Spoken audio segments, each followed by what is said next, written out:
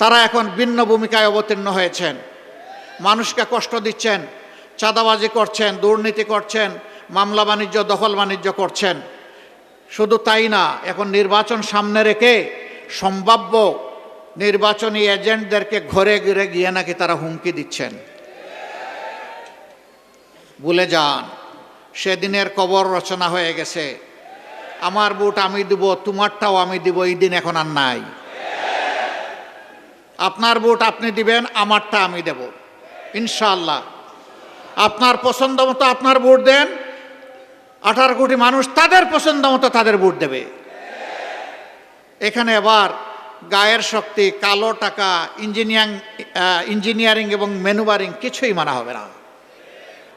আমরা seasonal politician না, আমরা বসন্তের কুকিল না, যে যখন নির্বাচন আসবে তখন এসে নূতন রং ধারণ করে সুন্দর সুন্দর কথা নিয়ে আমরা হাজির হব না। আমরা তাই না। আপনারা সাক্ষী, 15.5 বছর আমাদের উপরে এত জুলুম হওয়ার পরেও আমরা একদিনের জন্য জনগণকে ছেড়ে কোথাও আমরা যাইনি।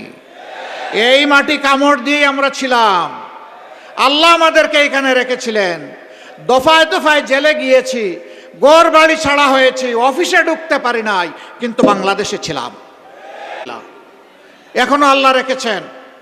ইনশাআল্লাহ ভবিষ্যতে সুদিন দুর্দিন কি আসবে আল্লাহ ভালো জানেন। কথা দিচ্ছি, বাংলাদেশ ছেড়ে কোথাও যাব না ইনশাআল্লাহ। আছি, থাকবো, আপনাদের সুখেও থাকবো, ইনশাআল্লাহ দুঃখেও থাকবো। আমরা এখন একটি মানবিক বাংলাদেশ গড়ার স্বপ্ন দেখছি। এই স্বপ্ন কার? এটা আমার না, এটা জুলাই আন্দোলনের যোদ্ধাদের। তারা যে দেশটা দেখতে চেয়েছিল, আমরা সেই দেশটা গড়ার জন্য শপথ নিয়েছি। আপনারা আমাদের সাথে ইনশাআল্লাহ থাকবেন, থাকবেন ইনশাআল্লাহ।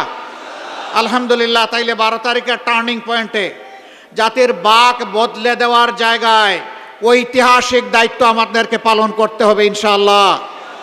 জুলাইয়ের যুবকেরা, তোমাদের কি শক্তি নিঃশেষ হয়ে গিয়েছে? এখনো সজাগ আছো? বুকে বল আছে? ইনশাআল্লাহ তাআলা লাজিম একটা সুষ্ঠু নির্বাচন এই জাতি আগামী 12 তারিখ আদায় করে ছাড়বে ইনশাআল্লাহ। আমি বিভিন্ন জায়গায় শুনতে পাচ্ছি, যারা আমাদের মতো মজলুম ছিলেন 15.5 বছর, তারা এখন ভিন্ন ভূমিকায় অবতীর্ণ হয়েছেন। মানুষকে কষ্ট দিচ্ছেন, চাঁদাবাজি করছেন, দুর্নীতি করছেন, মামলা বাণিজ্য, দখল বাণিজ্য করছেন। শুধু তাই না, এখন নির্বাচন সামনে রেখে সম্ভাব্য নির্বাচনী এজেন্টদেরকে ঘরে ঘরে গিয়ে নাকি তারা হুমকি দিচ্ছেন।